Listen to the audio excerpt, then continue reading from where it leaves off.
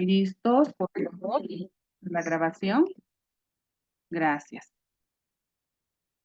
Muy bien. Estamos grabando, ¿no? ¿Me confirman, por favor? Buenas tardes, doctora. Sí, estamos grabando. Muchísimas gracias. Bueno, vamos a empezar de una vez para ganar tiempo, porque este tema es realmente muy bonito. Estamos dando inicio, vamos a recopilar la información que hemos dado hasta el momento de la clase. Hemos estado haciendo ¿qué?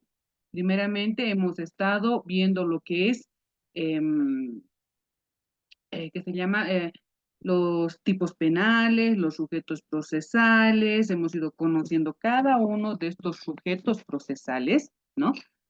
Los sujetos procesales tal cuales se presentan. Permítame un momentito, tengo un ruido acá, voy a corregir eso. Ahora sí. Ya, les decía, los sujetos procesales, también hemos ido viendo la anterior clase, los instrumentos que manejamos los abogados, ¿no? Para poder hacer seguimiento a nuestros procesos. Y dentro del proceso penal, dentro del proceso penal, tenemos las siguientes etapas, ¿no? Una de ellas, empezamos con la etapa preliminar, la etapa preparatoria, la etapa de juicio como tal, la etapa de juicio oral, la etapa de recursos, ¿no? Que serían las etapas del el proceso penal. Y ahí podemos adicionar la ejecución penal, ¿no? Cuando ya se va a purgar la pena, se va a someter a pagar el delito que ha cometido, de acuerdo a una sentencia. Entonces vamos a empezar por la etapa preliminar. Vamos a ver el tiempo, qué es lo que se hace en esta etapa, qué es lo que se debe realizar en esta etapa, ¿ya? Entonces empecemos primero a señalar. Voy a comentar un poquito más atrás ahí. Para iniciar la etapa, hemos hecho la acusación, ¿no? Para hacer la acusación, para realizar la acusación, que vamos a decir, el actuado con el que se empieza un proceso penal, inicia la etapa preparatoria. Hay un elemento que utilizamos mucho los abogados, que es la teoría del caso. ¿Qué es la teoría del caso? Es como un pequeño relato de los hechos que han sucedido, pero con algunas, vamos a decir, características, ¿no? Como dice en la diapositiva, es la versión que cada una de las partes, víctima, denunciado, ¿no? Tiene a plantear ante un tribunal o juicio. Si bien se lo inicia en la parte preparatoria, cuando vamos a preparar nuestra teoría del caso, esto va a tener una repercusión no positiva o negativa hasta llegar al juicio oral. Por eso es muy importante que se haga una buena teoría, se elabore una buena teoría del caso. Dice sobre las formas en que a su juicio ocurrió los hechos, ya sea del denunciado o de la víctima. Ambos siempre tienen diferentes relatos, ¿no? De su versión. La existencia de las responsabilidades, en esta teoría del caso se plantea también la existencia de la responsabilidad o no del acusado. De cuánto también de acuerdo a las pruebas que se presentan durante un juicio oral. Dicho de otra manera, es el guión de lo que se demostrará en juicio por medio de las pruebas. Es decir, ¿no? Es la parte fundamental, ¿no? Para poder encarar un proceso judicial. Es la parte vital para poderlo realizar. También podemos señalar, permítanme, voy a subir esto acá para que no moleste. Ya, les decía, también se la puede considerar la teoría del caso o de señalar que es un método que nos sirve para definir cuál será la estrategia que uno vaya a tomar, que nos ayudará a exponer de la mejor manera posible nuestra versión de los hechos y convencer al juzgador, este el tribunal o al juez en parte inicial, ¿no? Entonces, la teoría del caso es una estrategia, también lo dicen, algunos autores. Pero ¿para qué nos sirve esta estrategia? La teoría del caso, ¿para qué nos sirve? Señala a los autores que es la estrategia contenida en nuestra teoría del caso, en nuestra versión, es la columna sobre la cual constituiremos nuestros alegatos, interrogatorios, contrainterrogatorios y todas nuestras demás participaciones a lo largo de la audiencia. Es decir, nuestras pruebas, nuestros testigos, todo tendrá que ir en relación a nuestro estudio de caso, ¿no?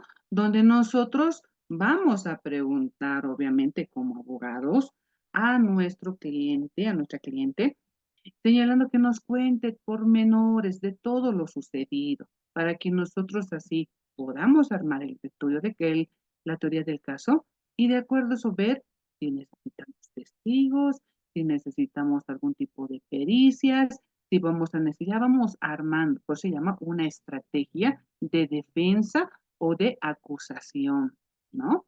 Donde nosotros vamos a ir viendo todos los elementos. La teoría del caso, ¿no? Tiene ciertas características, es decir, debe tener ciertas peculiaridades. Lógicas, debe ser lógica, creíble y contundente, por un lado.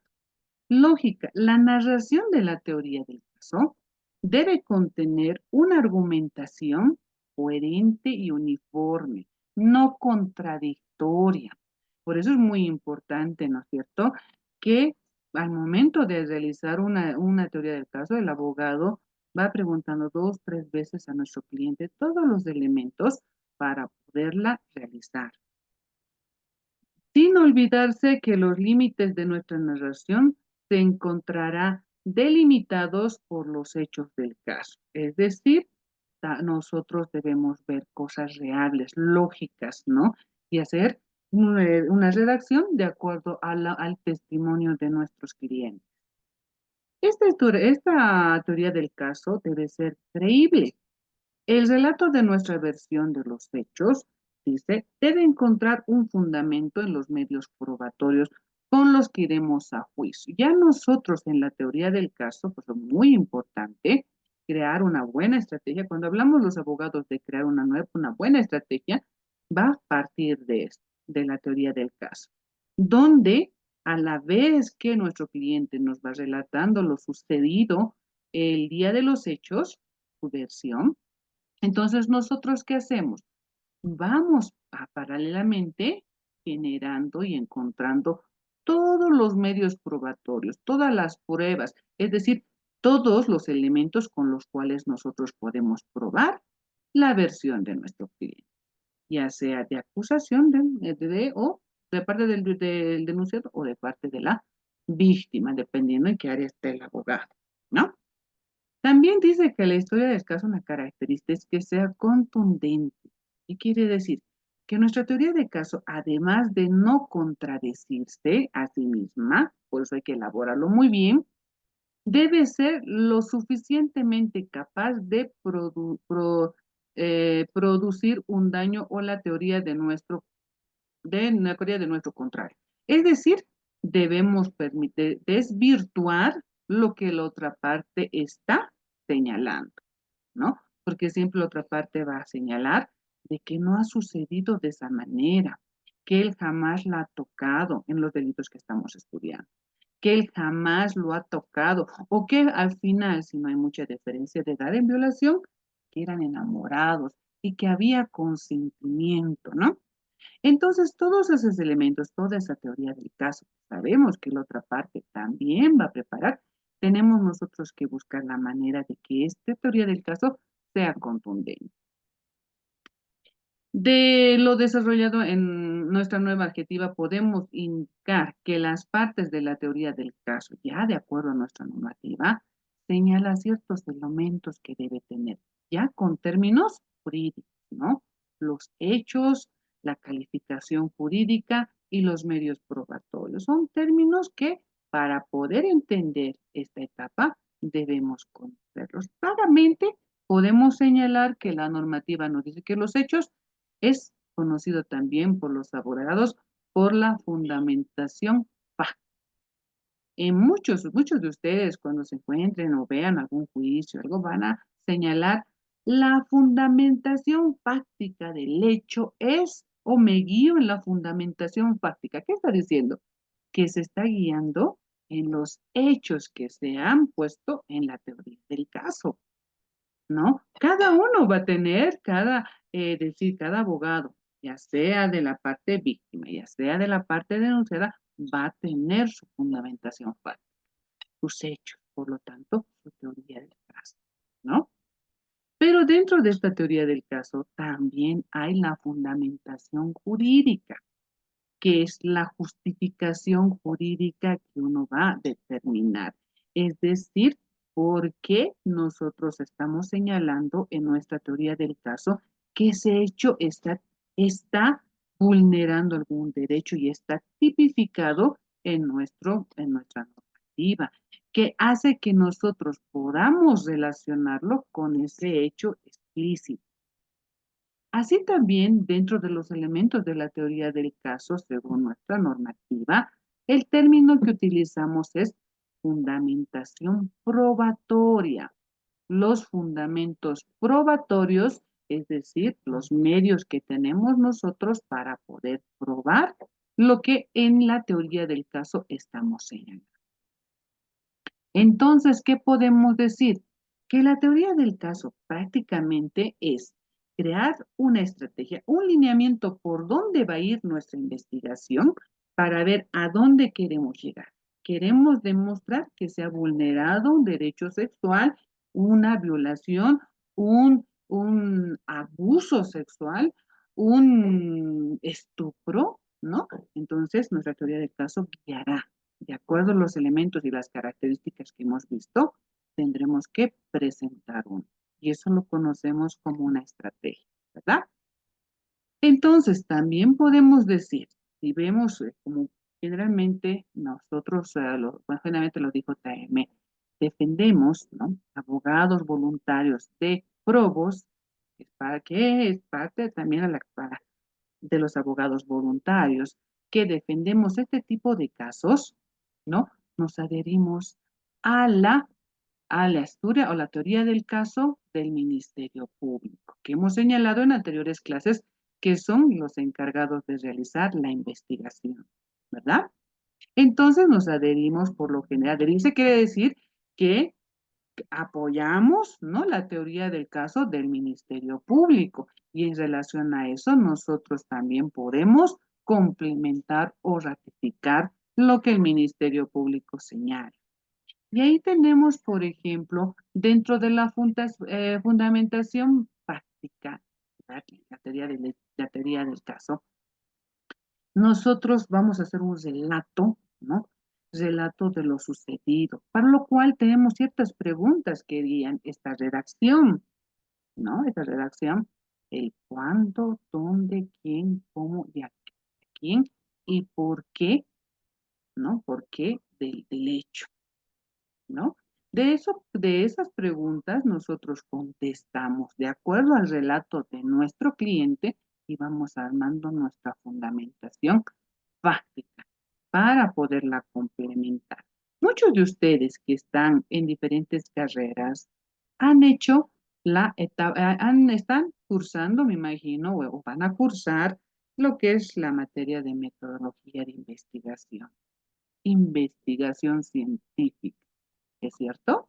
Y dentro de la investigación científica, cuando vamos a investigar un problema específico, estas mismas preguntas son las que vamos a utilizar.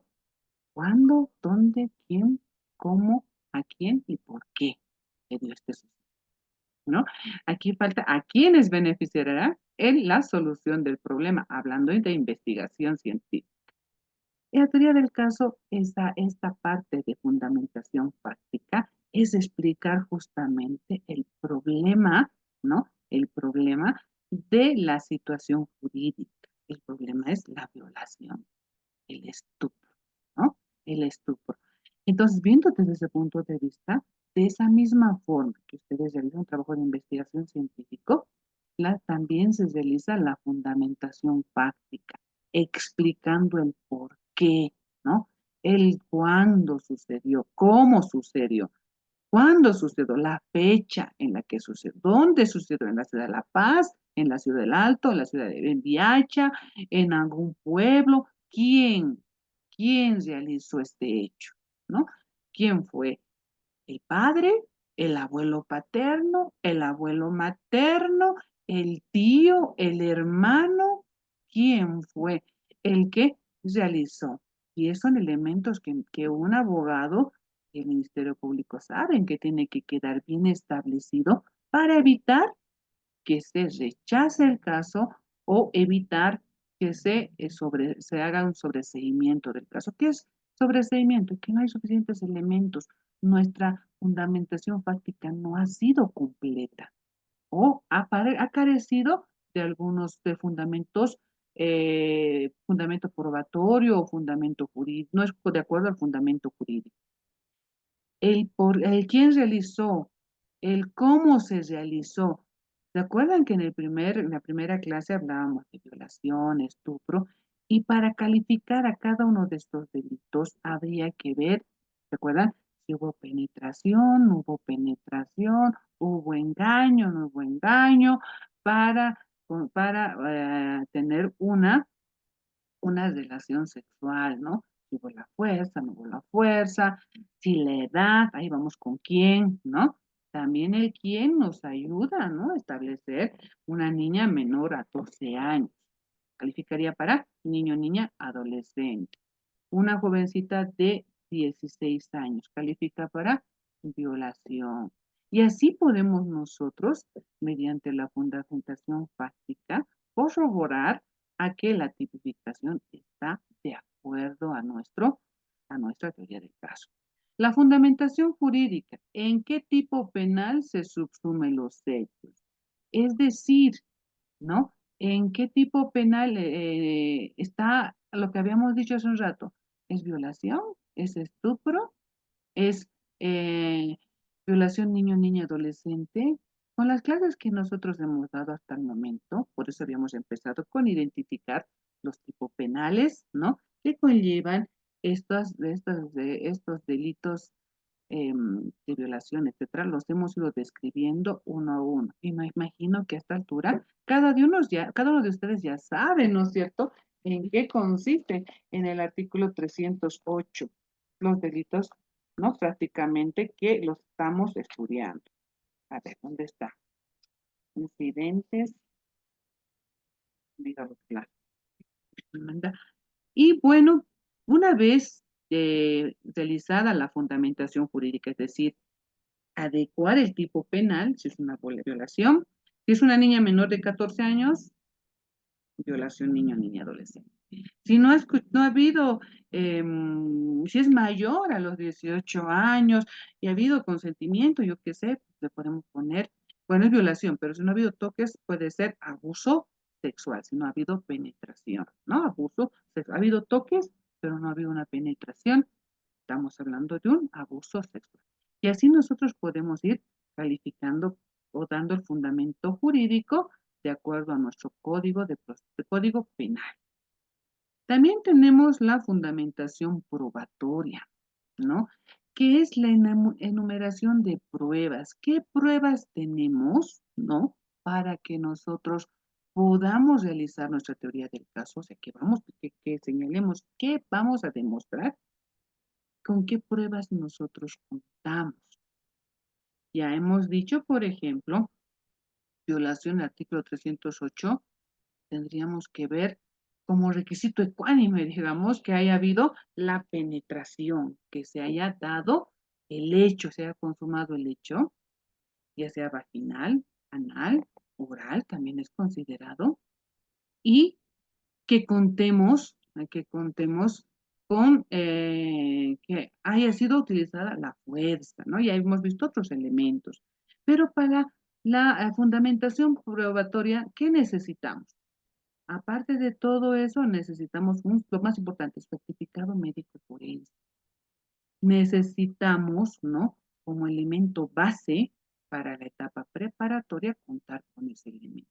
Y ahora vamos a ver qué otros elementos más o qué otros elementos probatorios en esta etapa. Igual para niño, niña, adolescente, adicionaríamos el certificado de nacimiento. ¿Para qué? Para probar la edad que tenía la niña, o que tiene la niña, que es de menor a 14 años, o que tuvo cuando sucedió los hechos. Igual el estupro y el abuso sexual, que tendríamos que determinar qué pruebas tenemos al respecto. Aquí tenemos un ejemplo de lo que estamos hablando de la teoría del caso, por ejemplo, para el 309, estupro, ¿no? Estupro. Y aquí, por ejemplo, en la parte fáctica vamos a encontrar, contestar el quién. Ahí tenemos, por ejemplo, quién es el denunciado en este caso, ¿no? Roger Lora Lora, de 30 años de edad. Ahí estamos identificando claramente quién. Quizás con número de carnet de identidad, número tantos, tantos si hubiera la, ¿no? Pero a veces no se tiene esa edad.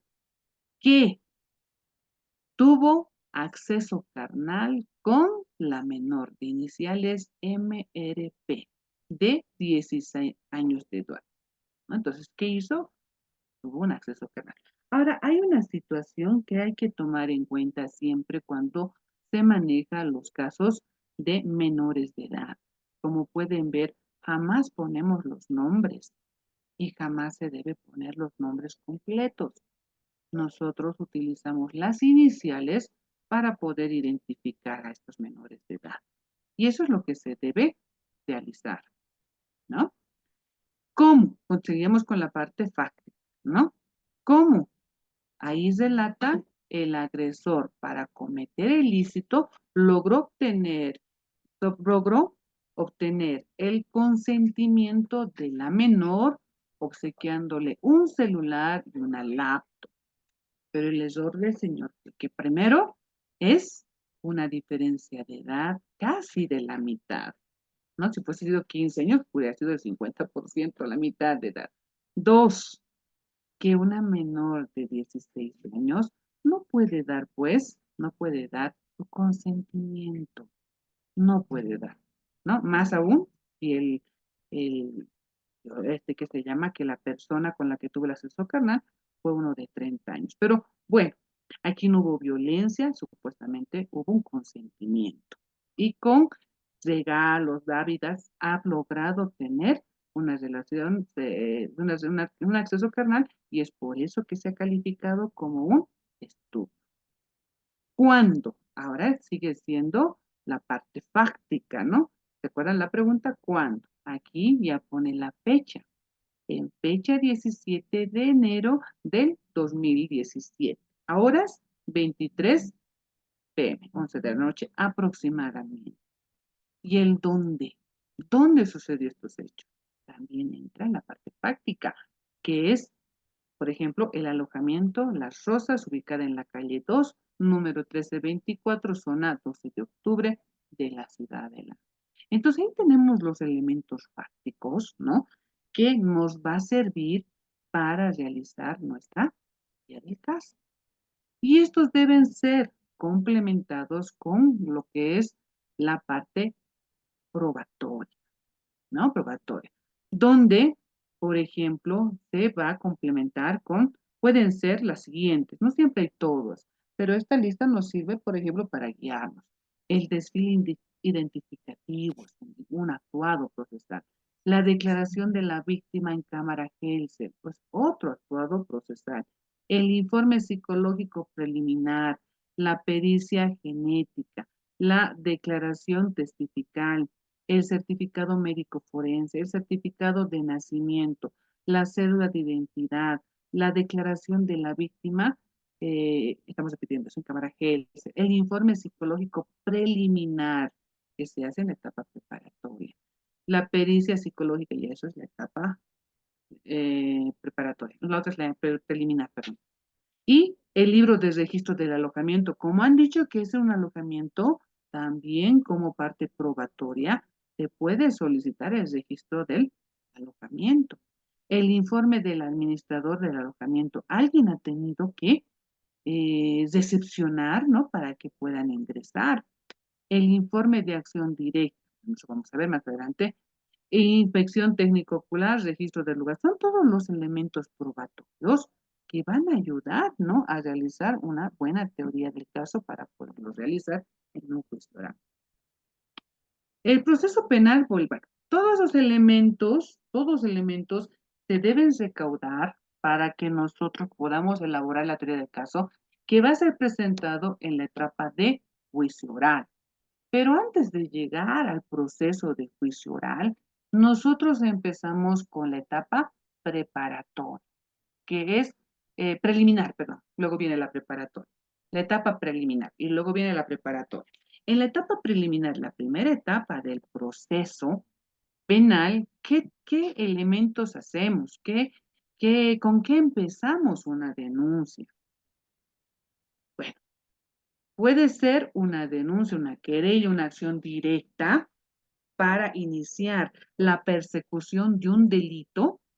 Y para eso vamos a empezar primeramente conociendo qué es una denuncia, según nuestra normativa. Según nuestra normativa, el artículo 284, perdón, un ratito.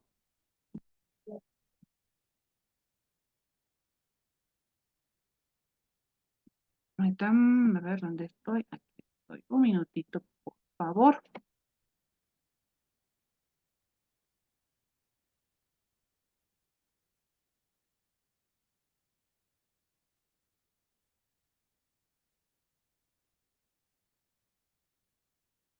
Ahora sí, continuamos. ¿Dónde está la cámara? Ya, mil disculpas. Bueno, les decía que el proceso penal, la etapa preliminar, inicia con una denuncia. Puede ser una querella o una acción directa que vamos a ir desglosando cada una de ellas. Empecemos por la denuncia. De acuerdo a nuestro código penal, ¿no? Código de procedimiento penal, podemos iniciar un proceso con una denuncia, de acuerdo al artículo 284 del Código de Procedimiento Penal. Esta denuncia, ¿no?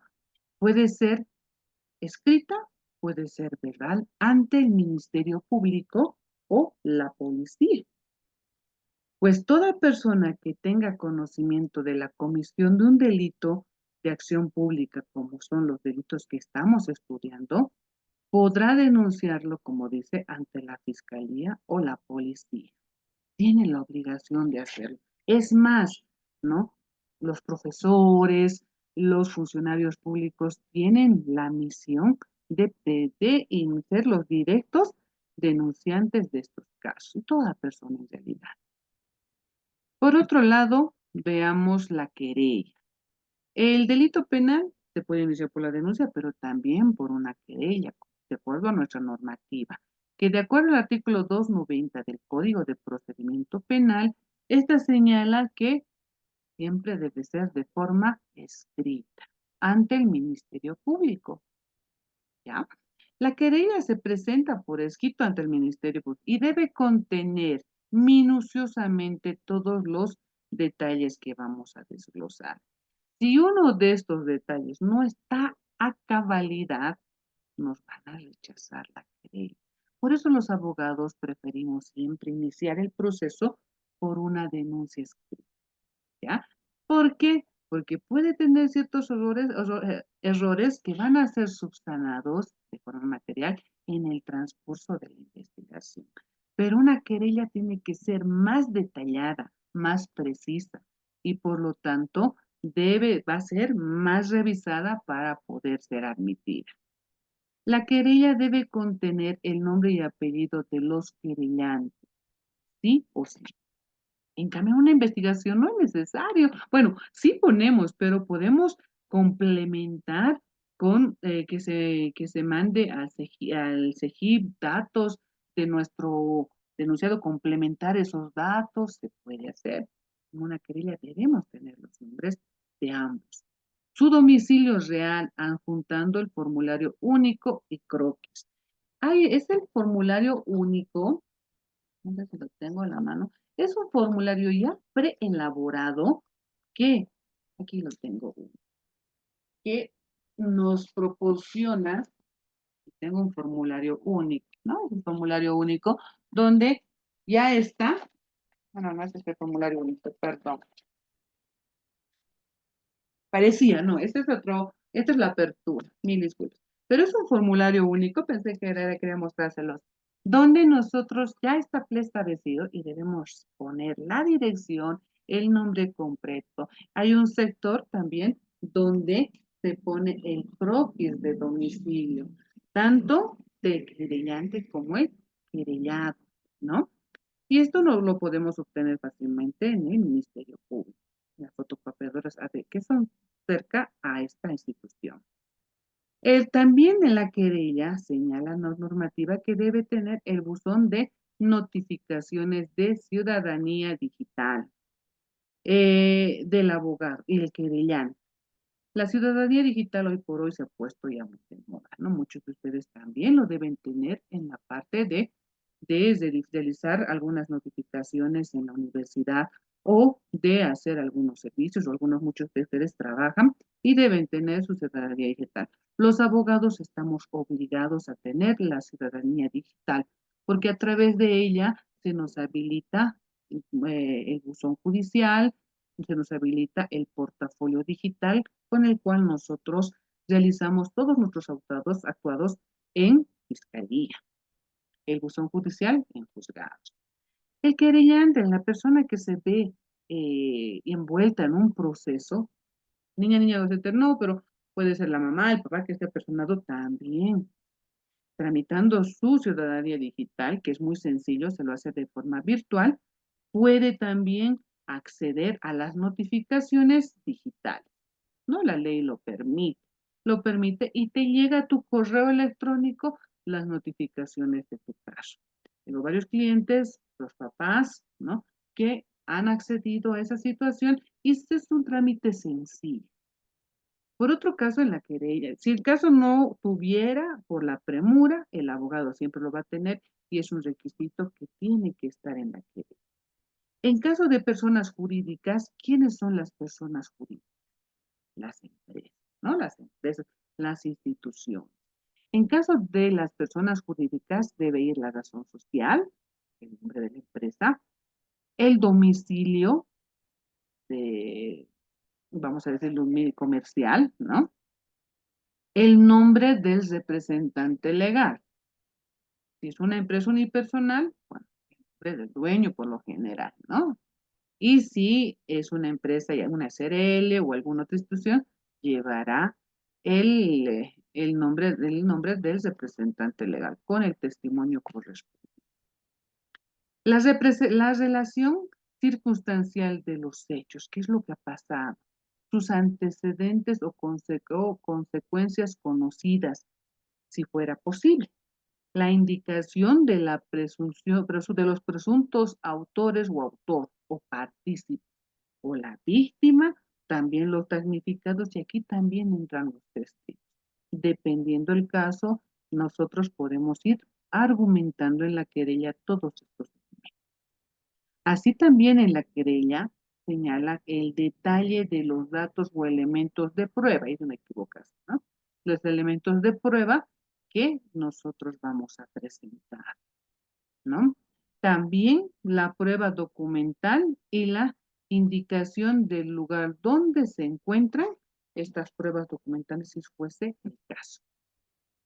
Otra forma de iniciar un proceso penal en la etapa preliminar, estamos hablando de denuncia, querella, ahora vamos a hablar lo que es la fragancia.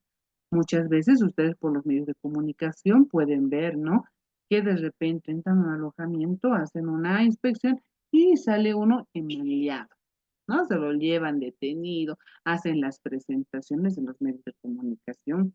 Muchas veces se ha vuelto muy frecuente, aunque bueno, es otro tema de conversación sobre lo que es el respeto a la privacidad, pero bueno, es otro tema que se tocará en su momento. Pero lo vemos a menudo, ¿no?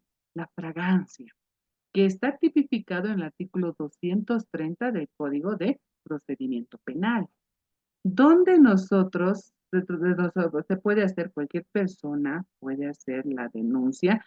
Se dice que es por escrito. ¿Por qué? Porque lo realiza el personal policial. La persona que ha intervenido, la acción directa, que generalmente es un oficial, que registra esto y lo presenta en un tiempo determinado al Ministerio Público. Dice, se considera que hay fragancia cuando el autor del hecho es sorprendido en el momento de intentar, de cometerlo o inmediatamente después mientras es perseguido por la fuerza pública. ¿Quién es la fuerza pública? El ofendido y los testigos presenciales del hecho también pueden hacer la detención civil y señalar lo que es ir por la fragancia, ¿no? Ellos pueden detenerlo hasta que llegue la fuerza pública y entregarlo para que esta fuerza pública, mediante un escrito, haga la derivación al Ministerio Público. Se han dado muchos casos, ¿no? Y en los medios de comunicación mayormente encontramos, donde nos enteramos de todo lo que sucede en nuestra realidad, en nuestro entorno. Y alguna vez han debido escuchar, ¿no? Decir, los pescamos en la movilidad o en el minibús, donde la estaban, ¿no? Vejando sexualmente a una menor.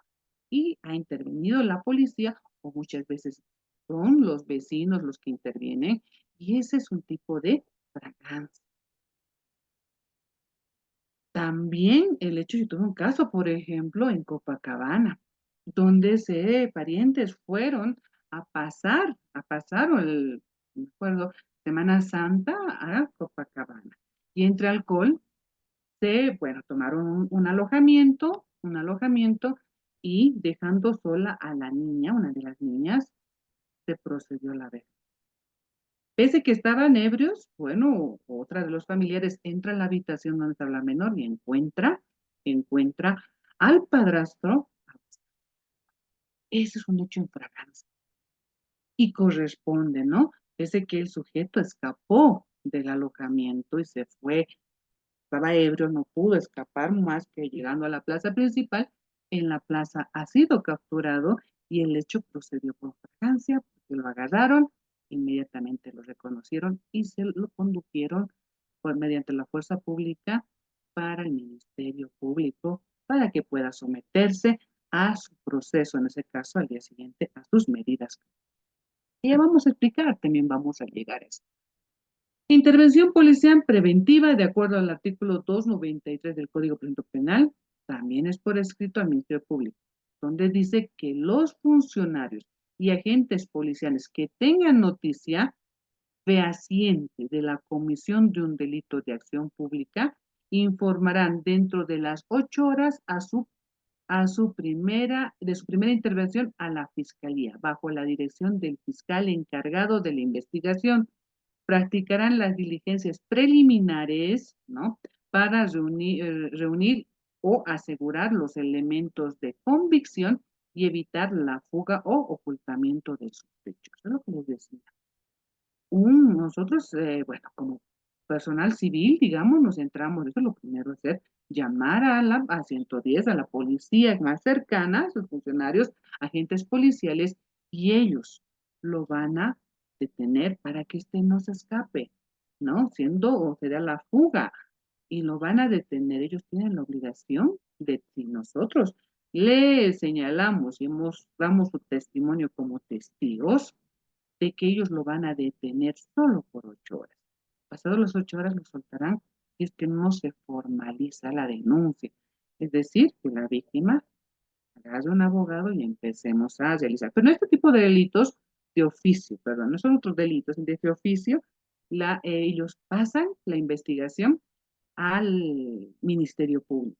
Pasan al Ministerio Público y ellos van a, sobre todo, realizar, ordenar, poder pedir al fiscal que ordene, al fiscal de turno, porque hay un fiscal de turno, para que pueda tomar las medidas, las diligencias más rápidas para poder, lo primero, un certificado médico forense como un actuado preliminar para continuar el proceso. De oficio, ¿no? La investigación de oficio. De acuerdo a la ley 348, el artículo 59, dice, la investigación se guiará de oficio. Los casos se llevan de oficio. Independientemente del impulso del demandante, víctima, toda denuncia deberá ser obligatoriamente remitida al Ministerio Público y reportada en el Sistema Integral Plurinacional de Prevención, Atención, Sanción y Erradicación de Violencia en razón de género, el CIPASE, indicando el curso que ha seguido la investigación. Entonces, podemos decir que la etapa preliminar, ¿no? Su finalidad principal es primero identificar quién su eh, presumiblemente es o son los autores. ¿Quién? Porque no se olviden que hoy por hoy se ha puesto muy de moda las violaciones, ¿no? Entonces, ¿quién fue o quiénes fueron los autores? Verificar si el hecho denunciado es delito o no, viendo las características que ya ustedes tranquilamente pueden determinar, ¿no? Pueden determinar y calificar, tipificar los delitos que estamos hablando. El plazo, que la otra vez preguntaba, ¿no? Y les decía, vamos a ir poco a poco conociendo las etapas. Y en la etapa preliminar, el plazo que la normativa nos da son de 8 días. Ampliable a 60 días, que realmente pasa, ¿no? Cuando el fiscal señala de que hay más actuados por la complejidad de la investigación, requiere ampliar esto eh, por 60 días. Generalmente sucede esto. Y eso el fiscal lo pide al juez, ¿no? Al juez que está llevando el caso. Conforme al artículo 94 de la ley 348 y el 301, parágrafo 2 del Código de Procedimiento Penal. Dentro de los actos investigativos propios de lo que es la etapa preliminar, ¿no? Hemos dicho que está identificar quién supuestamente son los autores. Para eso, ¿qué actuado se realiza? El informe psicológico preliminar. Cuando hay una denuncia, lo primero dicen, bueno, vamos a ver más adelante, el certificado médico forense. Pero luego del certificado médico forense, previo a eso, entra la víctima a una valoración psicológica preliminar, donde una psicóloga especialista en este tipo de eventos, ¿no? Va a tomar una pequeña declaración, vamos a hacer un pequeño informe, un pequeño interrogatorio a la víctima, acompañado obviamente, ¿no? En este informe preliminar, ¿no? La psicóloga hablará con la víctima, preguntándole, ¿no? El nombre del sindicado, quién ha sido, quién la ha tocado, quién la ha agredido sexualmente, pero obviamente no va a utilizar los términos que yo estoy utilizando, ¿no? Porque yo no soy psicóloga, pero los psicólogos tienen su forma muy peculiar de preguntar estas situaciones, ahondar y verificar ciertos hechos para no lesionar nuevamente a la víctima, victimizarla, eso, ¿no? También en sus preguntas, en su informe, establecerá la fecha, que es muy importante, que la trabajadora, perdón, la psicóloga en este caso, pueda establecer con claridad el lugar. En este informe también va a quedar claro el lugar donde se perpetró este delito. Toda la información relevante que la menor pueda proporcionar para el esclarecimiento del caso va a estar en este informe psicológico preliminar. Y como ustedes saben, prácticamente la versión, el testimonio de un menor de edad, de una víctima de este tipo de delitos, ¿no? Es, pues, ley, vamos a decir, para todas las partes, ¿no? porque es muy difícil de desvirtuar para la otra parte. No puede haber duda, ya que el derecho del menor, ¿no?, va a ir sobre todo el derecho de los demás sujetos, los sujetos procesales. El testimonio es válido para poder nosotros luego, en lo largo de la etapa, complementar. Pero el informe psicológico preliminar es uno de los actuados muy importantes en la etapa preliminar para poder identificar a los autores. También otro actuado dentro importante en en la etapa preliminar, ¿no?, es el reconocimiento de personas. Conforme al artículo 219 del Código de Procedimiento Penal, ¿no?, el hacer un reconocimiento de un grupo. A veces se llega a capturar y tenemos que demostrar, ¿no?, la participación de cierto sujeto, la identificación del denunciado en este caso, ¿no? En este caso pueden ver en la fotografía, se pone varias personas para que la víctima pueda identificar. Para realizar este actuado procesal, debe haber ciertos sujetos procesales que sí o sí deben participar. Y ahí tienen los sujetos procesales que ya conocemos, como ser el fiscal, víctima, la psicóloga de Defensoría Niño, Niña, Adolescente, la abogada de la menor de edad, la madre o padre o el tutor, ¿no? Que a veces también el tutor es el que realiza la denuncia de la víctima, el abogado de la víctima, el sindicato, en este caso es la calificación que va a tener, el abogado del sindicato, el investigador asignado al caso tiene que estar en este actuado procesal, el investigador especial puede ser el perito, un perito o algún sujeto procesal que requerimos en ese momento. En este reconocimiento de personas, básicamente la víctima reconoce agresor, señala, ¿no?, desde el número 1 o el 3, y esto queda plasmado en el acta a través de un acta de reconocimiento de personas. Es decir, esta acta sale de la transcripción del audio y placas fotográficas.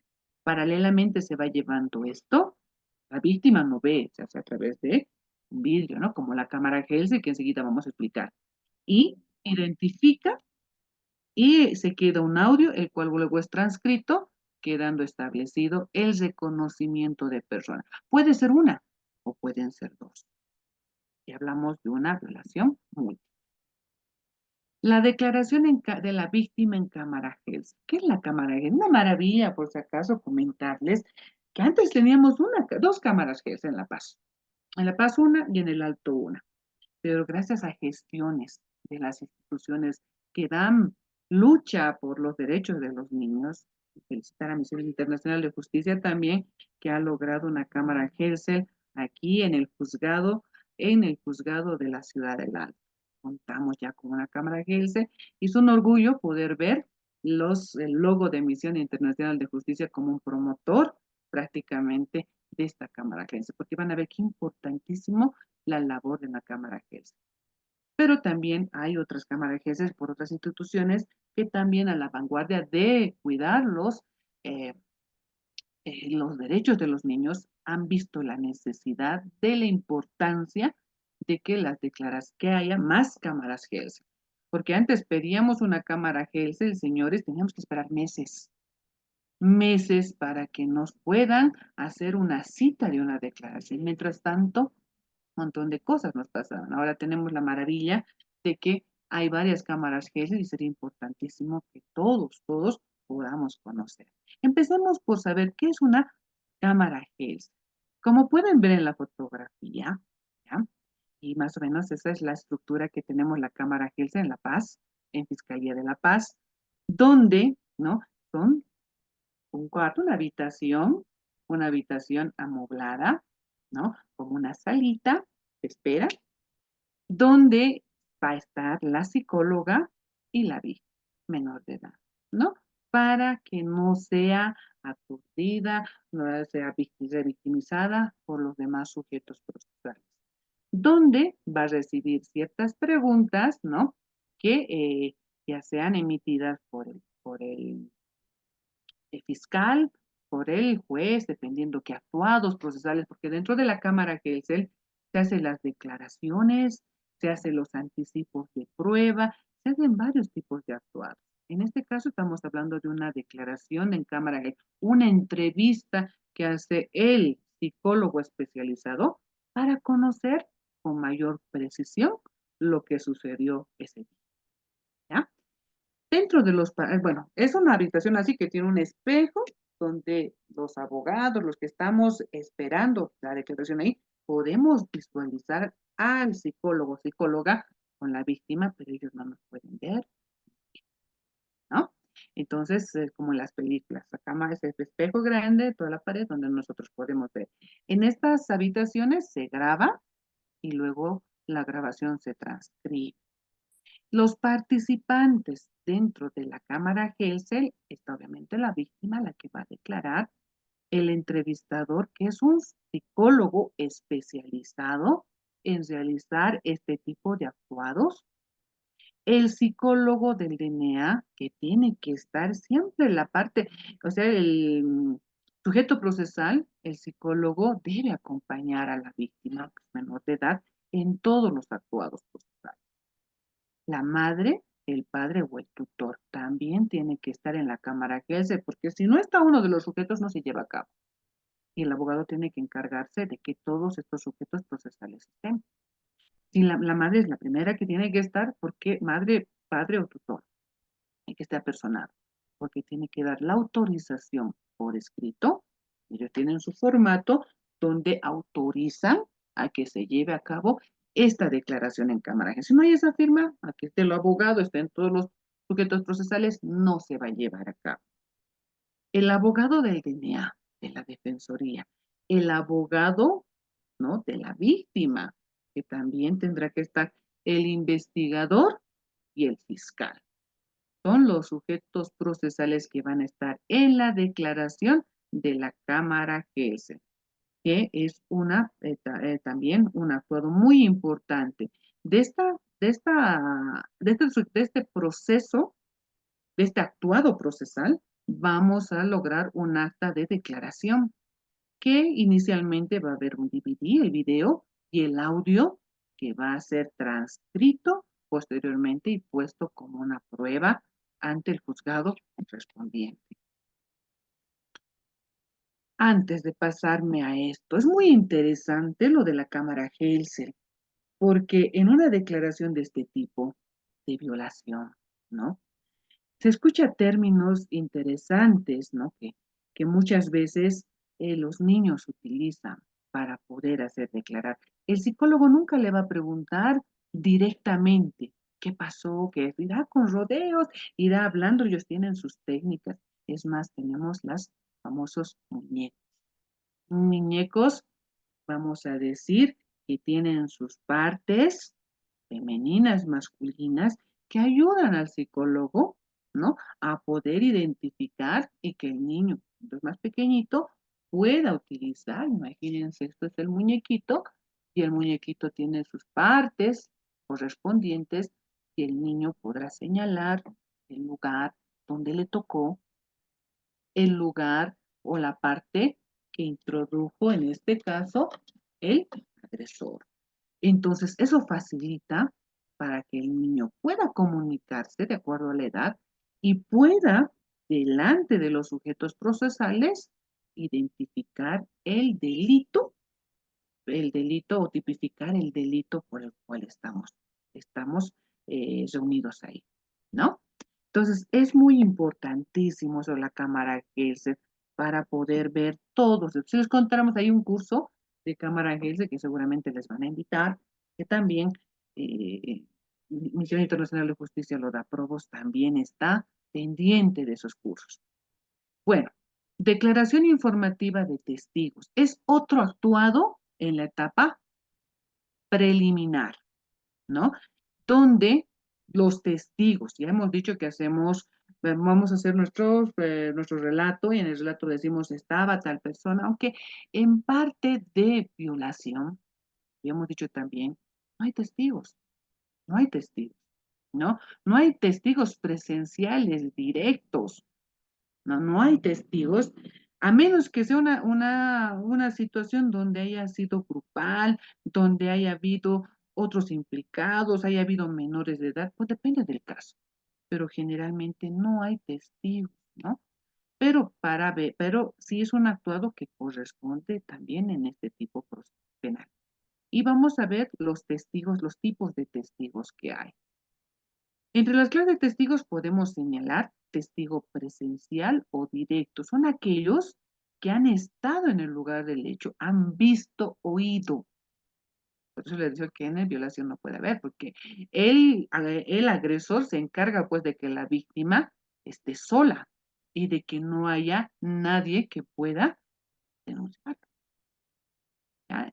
Luego tenemos los testigos de referencia o indirectos.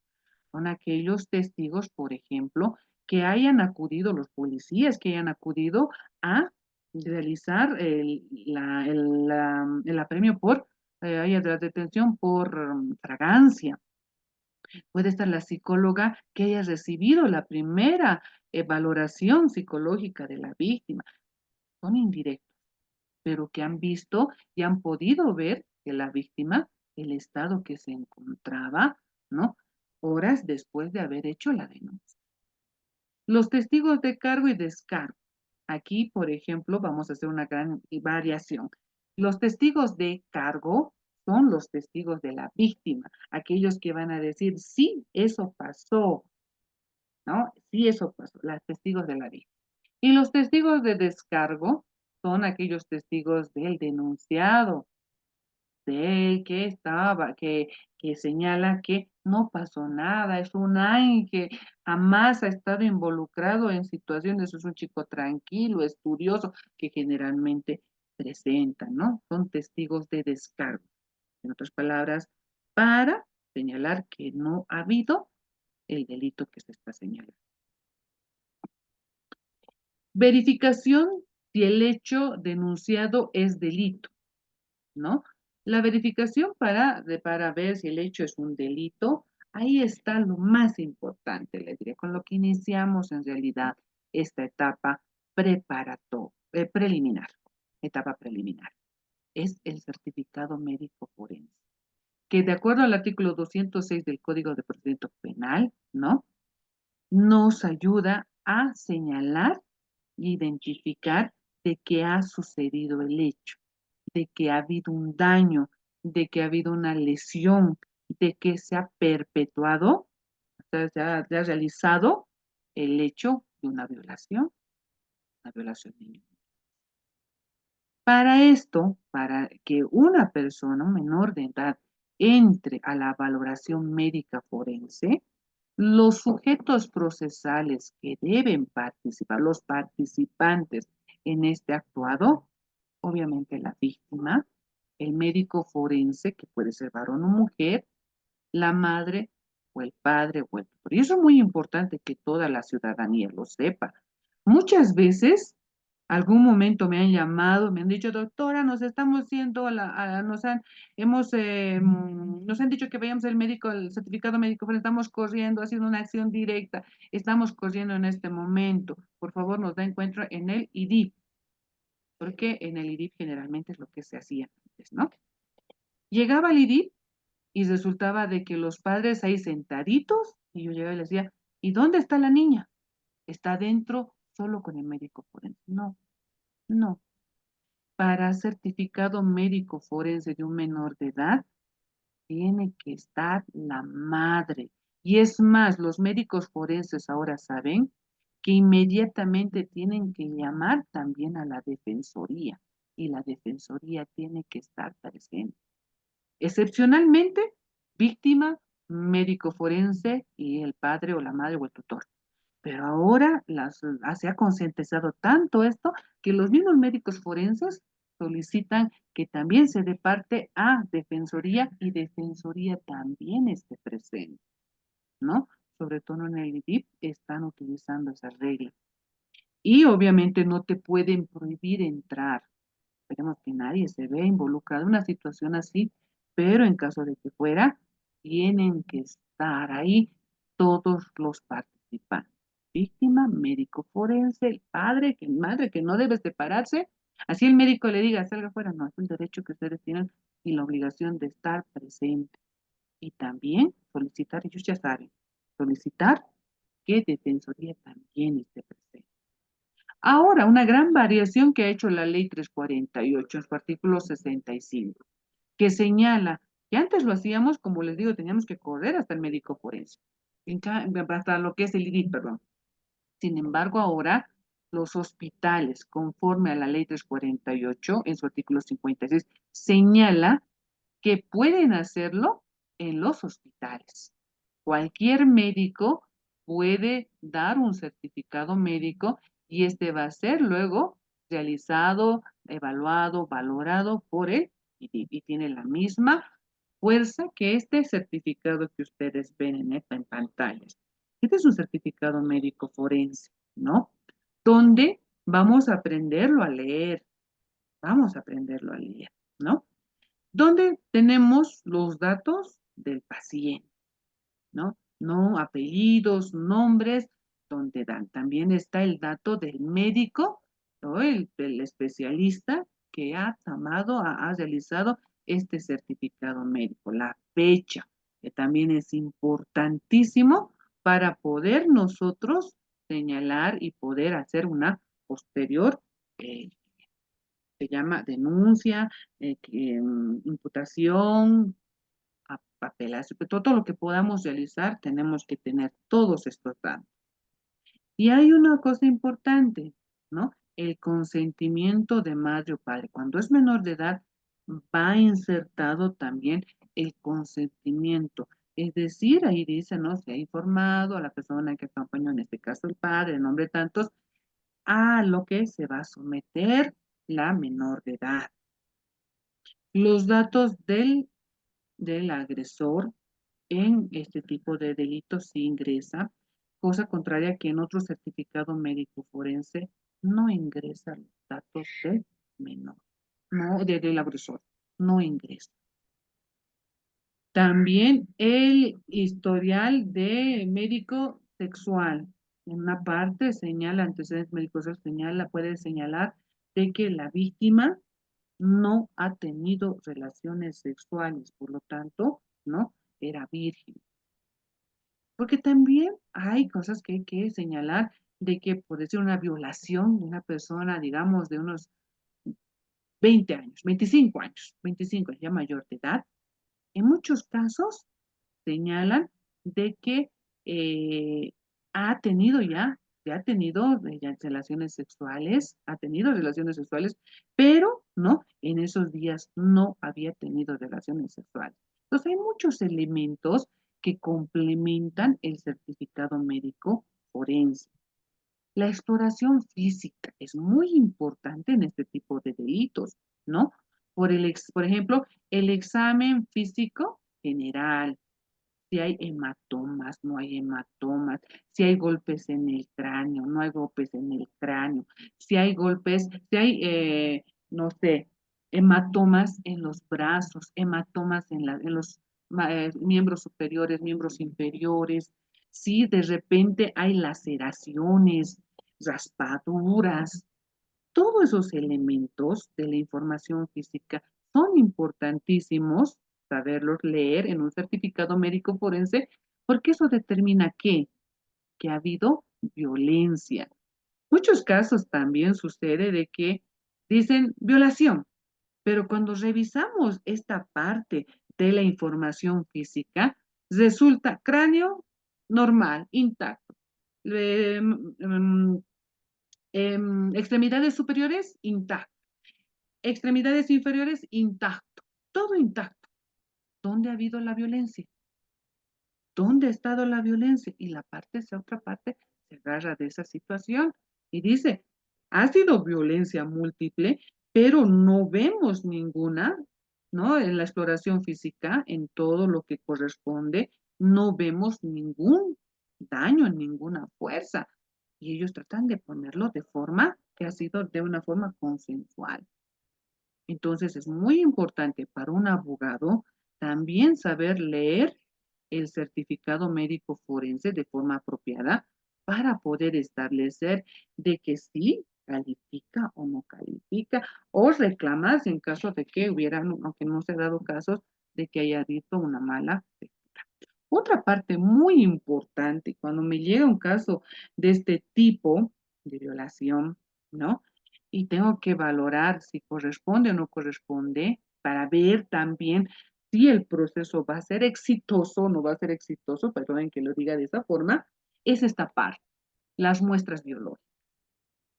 Sí, al menos en la ciudad, estas pruebas biológicas se cumplen, ¿no? Como son los isotopados, las pruebas de saliva, de sangre, de semen, todos esos isotopados que se sacan de regiones vaginal, anal, la muestra de orina, muestras de saliva, muestras de todo. Cuanto más muestras biológicas saquemos, incluso de las uñas, residuos de las uñas, más éxito uno tiene como abogado para poder conseguir una sentencia condenatoria. En las ciudades no hay mucho problema, los profesionales cumplen a cabalidad todo esto. El problema muchas veces se ve en provincias, donde no toman todos los isotopados correctos. Y esto es muy importante que un profesional lo sepa, las muestras que toman, porque con esto demostramos quién ha sido el agresor, demostramos que ha habido violencia, demostramos prácticamente es la parte más importante de un proceso de estas características, ¿no? Pero también de nada sirve que tengamos todas estas pruebas, muestras biológicas, todos los isotopados, si el profesional no sabe utilizarlo de forma correcta. Pedir las pericias. Un abogado especialista aquí sabe qué pericias va a pedir, qué pruebas a futuro va a pedir, ¿no? Pero un abogado que no es del área de la especialidad va a dejar pasar como si nada este gran elemento que llegan a ser las muestras de los isotopados.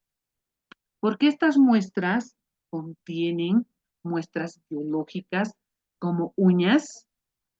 Cuando uno es agredido sexualmente, sus primeras reacciones de defensa, rascar, empujar. Las mujeres generalmente rascar, no solo las mujeres, cualquier persona que se encuentra en peligro, lo que trata es separar a ese agente externo para no ser más agredido. Y las uñas son nuestra arma donde tratamos y capturamos pedazos de piel. Entonces ahí tenemos una muestra biológica que ante este tipo de delitos un abogado tiene que saber que se tomen estas muestras biológicas en la etapa preliminar. El vello púbico. El vello púbico tiene pues carga genética muy importante en la cual nosotros podemos utilizar para demostrar. El certificado médico forense actualmente no lleva el nombre del agresor. No lo pone. Por más que tú digas, Perico Pérez ha sido el que me ha agredido sexualmente, el Perico forense no pone el nombre, no pone, ¿no? Y nosotros con un certificado médico, pero sí toma estas muestras biológicas. Y estas muestras biológicas, si sabemos pedir las pericias de forma adecuada, más adelante nos va a permitir a identificar al autor, ¿no? Y lograr una sentencia condenatoria. Porque el velo púbico tiene carga genética.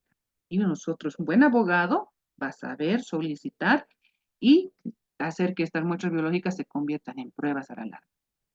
¿Ya? Porque reitero, muchas veces cuando no cuentan con un abogado especialista, ¿qué sucede?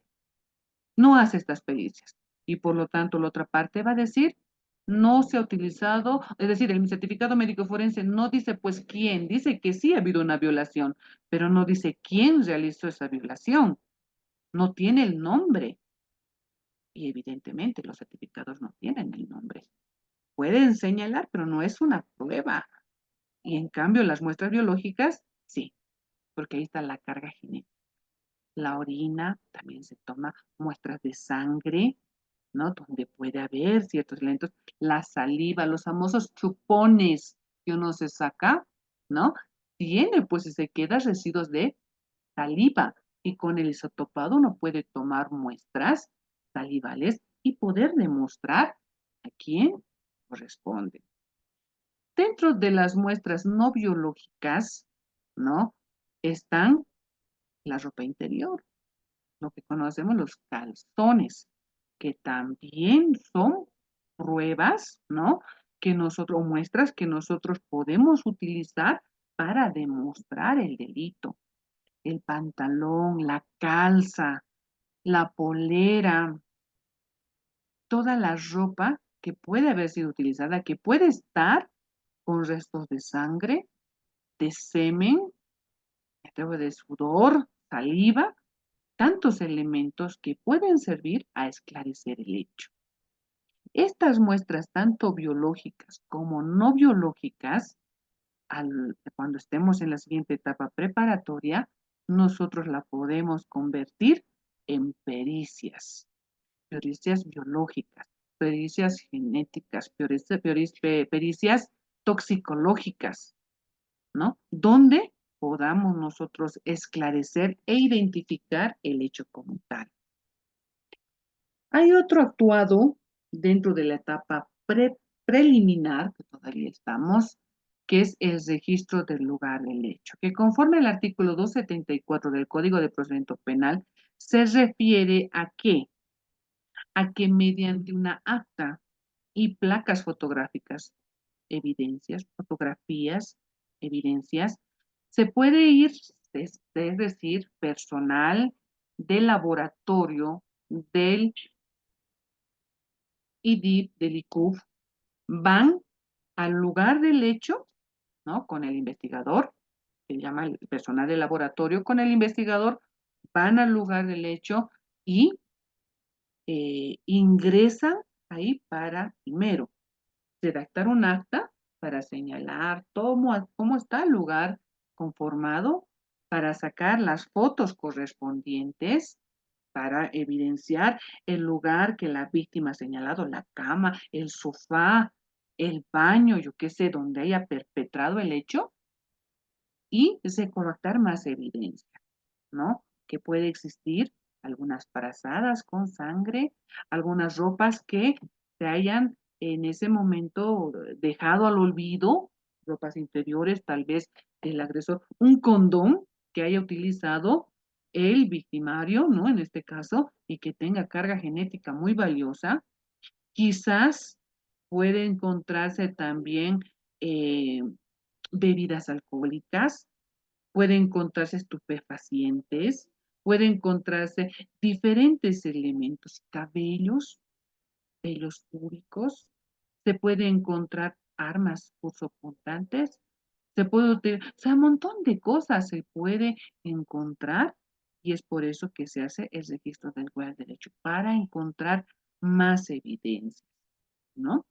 Donde en este caso los participantes son el investigador especial, que es el perito, generalmente se lo conoce como el personal de laboratorio, el investigador asignado al caso va a hacer la acta y va a ir dando fe de lo que se realiza, el testigo o la víctima también y el fiscal, ¿no? Que van a hacer el recorrido y la recopilación de estos elementos. Puede haber también otros actuados que, que puedan ser necesarios, requisas de personas, vehículos, ¿no? Requisas de vehículos, quizás requisas de celulares, de computadoras, porque no se olviden que en estos casos también alguna oportunidad se ha visto que son pedófilos, son eh, utilizan la pornografía infantil. Entonces, de acuerdo al artículo 175, 174 del Código de Procedimiento Penal, permite también realizar requisas, ¿no? A estos elementos. Extractos de llamadas que puede haber realizado, captura de celular, desdoblamiento del celular, todo aquello que pueda ayudar al esclarecimiento del caso. Otro elemento, otros actuados dentro de la etapa preliminar está la declaración de la víctima en cámara Gil, declaración de testigos, reconocimiento de personas, certificado médico forense, registro del lugar del hecho que acabamos de indicar, el informe psicológico preliminar, la requisa de elementos, ya sea movilidades, teléfonos, etcétera, y otros, todo aquello que pueda servir a qué, a identificar al presunto autor, porque hasta ese momento la normativa vigente lo considera un presunto autor por el derecho que tiene a ser a ser considerado inocente, ¿no? Es un derecho fundamental que también nuestra Constitución avala, el derecho a la presunción de inocencia. Bueno, esta etapa de, vamos a decir, preparatoria, termina con una imputación formal que da paso a lo que es la siguiente etapa, que es la etapa preparatoria. Los elementos que usted ven descritos en la diapositiva en negro con los puntitos son todos los actuados procesales que se realizan en la etapa preliminar. ¿De acuerdo? Preliminar.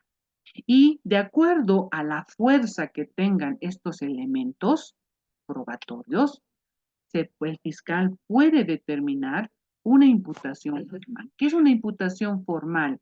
El fiscal realiza una resolución de imputación formal donde señala que hay la probabilidad total de que el fulano Pérez es autor del hecho y por lo tanto solicita al juez realizar tener 3 meses, 6 meses para poder realizar más actuados para poder realizar una acusación formal.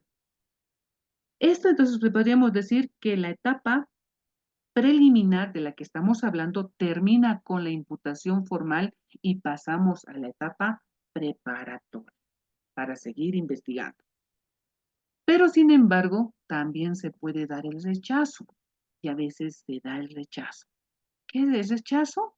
O es el rechazo conformado por el artículo 305 de la ley 1173, que muchas veces se da por diferentes motivos. En este tipo de delitos se puede ver que no hay elementos, no hay suficientes elementos de convicción que prueben que que el señor X sea el supuesto autor o que la parte denunciante no haya sido muy partícipe, no haya colaborado para que se pueda realizar una imputación formal. Entonces lo rechazan. Y créanme, en violación, aunque parezca mentira, hay muchos procesos rechazados. ¿Pero a qué se debe? ¿A qué se debe? A que no hacemos una investigación, no realizamos, muchos abogados no conocemos o no realizamos a detalle todos estos actuados que deberíamos hacer. Y prácticamente me voy a poner abogada, somos nosotros los que revictimizamos a la víctima por no cumplir estos actuados. Que si nosotros cumpliríamos a cabalidad los actuados que hoy hemos estudiado, tranquilamente de una denuncia, una etapa preliminar, podríamos lograr una imputación formal y entrar a la siguiente etapa del proceso penal, que es la etapa preparatoria. Y esa etapa la vamos a llevar la siguiente clase para poder un poquito también conocer qué se hace en la etapa preparatoria. Preparatoria, está bien. Preliminar, preparatoria. Quedó claro, ¿verdad? Bueno, señores, estando en tiempo, si hay alguna pregunta referente a lo avanzado hoy, los escucho. Y si no, bueno, la siguiente clase. A ver, ¿cómo andamos? Ahora sí volveré a mi manitos. ¿Hay alguna duda o se quedaron dormidos? Gladys, adelante, por favor. ¿Cuál es tu pregunta? Muy buenas tardes, doctora. Primeramente, felicitarle por todo lo que nos está ahorita instruyendo. Muy interesante, ¿no? El curso. Mi consulta es la siguiente. Mire, yo he trabajado, estoy en una provincia también ahora, en provincia de Aroma. Usted dice que también los hospitales pueden extender el certificado médico forense. En algunas oportunidades en allá hemos solicitado, porque hemos sido autoridades indígenas originarios también, la extensión de este certificado en algunos casos que ha sucedido allá. Pero le comento que no, a veces, muchas veces tropezamos con lo que es la negligencia médica, ¿no? Que no quieren extender y tenemos que salir a otros lados para poder obtener este certificado. Y mientras tanto ya todo el suceso estaba ya por pasar, porque a veces no hay ni policías en provincias. Entonces, ¿cómo podemos actuar? O sea, ¿qué ley, cómo podemos nosotros hacer para que por lo menos nosotros legalmente podamos actuar, digamos, las autoridades allá? Porque muchas veces tampoco tenemos SLIM en la misma alcaldía, porque el abogado, el del SLIM, tiene que viajar a otras comunidades o a otras provincias y no se encuentra. Entonces, nosotros, ¿qué podemos hacer en estos casos, doctora? Por favor, quisiera que eso me pueda apoyar o me pueda ayudar en salir de la duda. Claro Muchas que sí, gracias. con mucho gusto. Mire, con la ley 348, la ley 348, prácticamente el artículo 65 obliga a todas, o sea, valida todo certificado médico, todos los médicos tienen la obligación de tomar ahora y hacer un certificado médico. Es cierto, no va a tener la profundidad de un certificado médico forense porque quizás el personal del hospital no sea pues idóneo en esas requisas, ¿no? Pero ahí, por ejemplo, si usted es autoridad en la provincia de Roma, en los centros médicos tienen isotopados, ellos pueden tomar y derivar, ¿no? Hacer su certificado médico forense. Antes no lo hacían, pero ahora con las nuevas normativas, las protecciones a los menores, ¿no? Y que ahora que el Ministerio Público recibe estos certificados, ya sean públicos y pues más que todos los públicos, tienen la obligación de realizar, ¿no? Tienen la obligación porque si no estarían incurriendo, ¿no? Incurriendo en no cumplir sus funciones, ¿no? Como médicos de la población. Entonces, por ello se les puede también seguir un proceso de incumplimiento de funciones, ¿no? Incumplimiento de funciones, ya que ellos, todo el personal, IJM y otras instituciones también van capacitando a la parte médica, siempre están capacitando, indicando que ahora ellos son responsables de emitir un certificado médico forense. Y una vez teniendo el certificado médico, no forense, ¿no? Un certificado médico ellos van a tener con todas las, con, to, con todas las, con todos los rigores posibles, y ese certificado puede ser presentado y homologado ante el IDIB. Puede ser, usted el abogado puede llevar, ¿no? Puede llevar ese certificado y hacerlo homologar ante el IDIB y pedir una ampliación sobre esa base de ese certificado, pedir una ampliación del certificado médico forense. De esa manera se puede trabajar en ese caso, en casos de provincia. ¿Alguna otra pregunta? Bueno, ¿dónde está JM Probos? Alguien que esté monitoreando para poder dar la parte conclusiva y podernos ya retirar, ya que no hay más preguntas. ¿Está? ¿Me dejaron sola? Bien, licenciado, sí, muchas gracias. En vista de que ya no hay más preguntas, podemos concluir la sesión de hoy. Muchas Muy gracias a bien, los Edgar. participantes. Muchísimas gracias. Gracias a todos y bueno, nos vemos la siguiente semana ya con la etapa preparatoria. ¿Qué actuados podemos presentar? Muy buenas tardes a todos. Permiso. Por favor, por la asistencia, no han pasado el link. ¿No pasaron? Bueno, Edgar, ya, ¿estás a Sí, cargo? sí, lo hemos pasado varias veces, pero volvemos a pasar por última vez. Por gracias. favor. Ya están pasando entonces. Por favor, todos